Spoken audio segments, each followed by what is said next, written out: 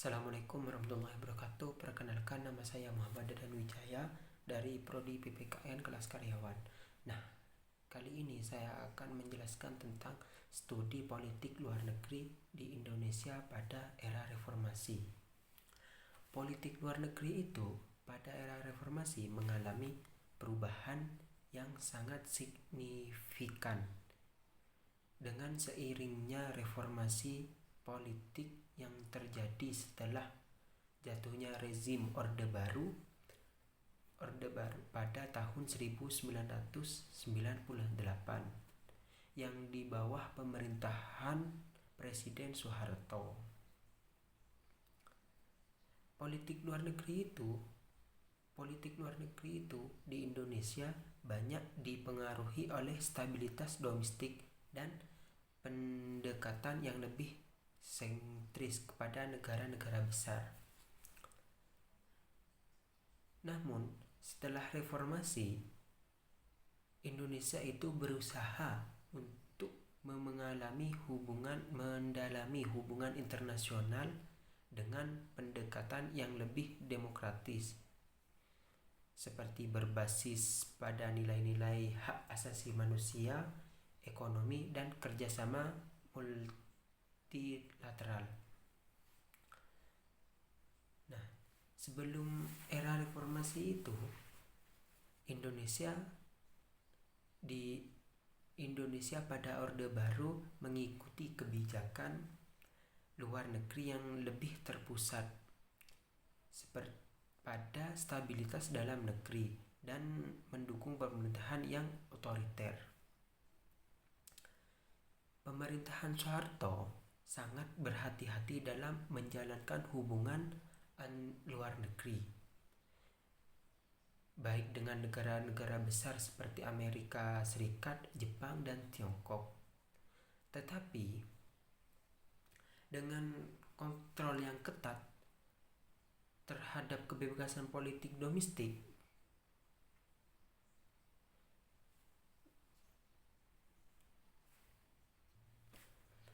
namun dengan jatuhnya Presiden Soeharto pada tahun 1998,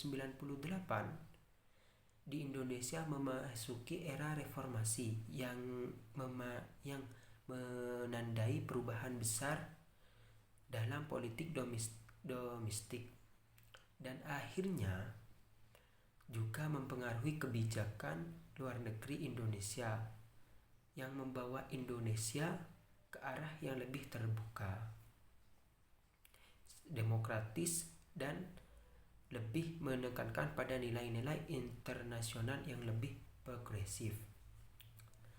Setelah reformasi di Indonesia tetap mempertahankan prinsip dasar politik luar negeri yang lebih diplomasi multilateral dan penguatan hubungan internasional. Itu prinsip mencerminkan kebijakan Indonesia untuk tidak memihak pada blok kekuatan besar manapun. Politik luar negeri itu politik luar negeri bebas aktif. Politik luar negeri bebas aktif itu yaitu prinsip ini menegaskan bahwa Indonesia akan tetap menjaga kemandirian dalam kebijakan luar negeri dan berperan aktif dalam berbagai organisasi internasional dengan kekuatan besar tertentu, seperti Indonesia semakin aktif dalam berbagai forum seperti ASEAN, PBB, dan G20.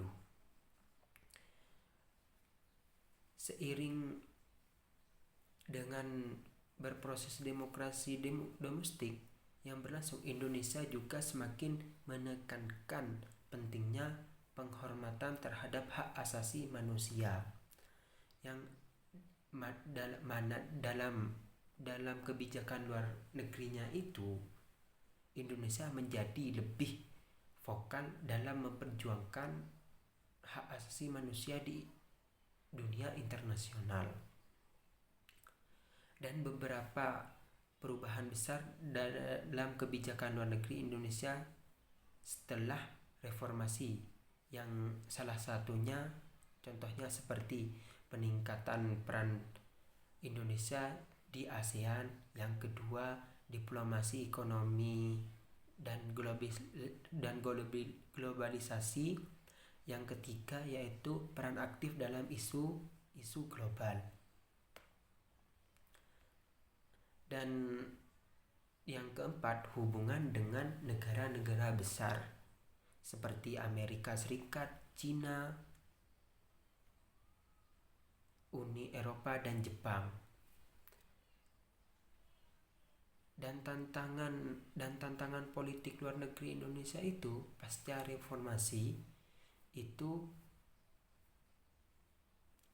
seperti contohnya seperti geopolitik global, yang kedua isu-isu keamanan di kawasan, yang ketiga yaitu stabilitas politik domestik, yang kelima domestik, yang itu yang dimaksud geopolitik global itu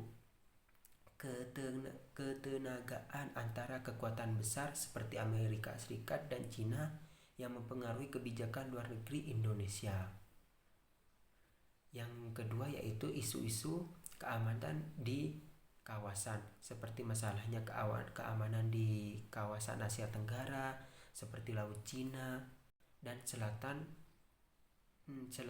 dan terorisme. Yang ketiga yaitu stabilitas politik domestik, yaitu Indonesia telah mengalami kemajuan dalam demokrasi. Masalah-masalah domestik seperti korupsi, tidak kestabilan politik dan ketenagaan sosial.